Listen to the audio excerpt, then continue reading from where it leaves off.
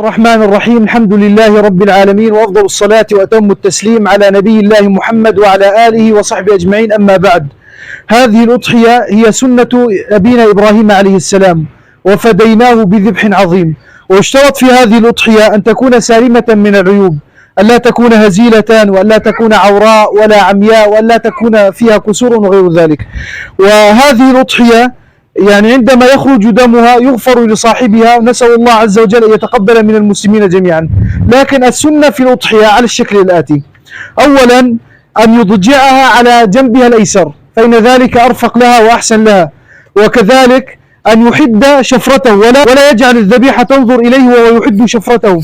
النبي صلى الله عليه وسلم قال: إن الله كتب الإحسان على كل شيء، فإذا قتلتم فأحسنوا القتلة، وإذا ذبحتم فأحسنوا الذبحة، وليحد أحدكم شفرته، يعني تكون هذه الشفرة مسنونة جيدا وحادة. وليحد أحدكم شفرته وليرح ذبيحته.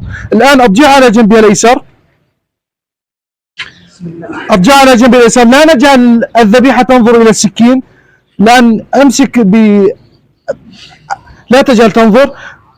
يقول عند ذبحه: بسم الله والله أكبر، اللهم تقبل هذه عن فلان وأهل. لا يجوز كذلك أن تذبح الذبيحة أمام أختها، وذلك أنه ينافي الإحسان. والنبي صلى الله عليه وسلم يقول: إن الله كتب الإحسان على كل شيء، وهذه نفس وروح خلقها الله عز وجل، فلذلك تذبح كل شاة على حدة، ولا ترى الشاة أختها كيف تذبح.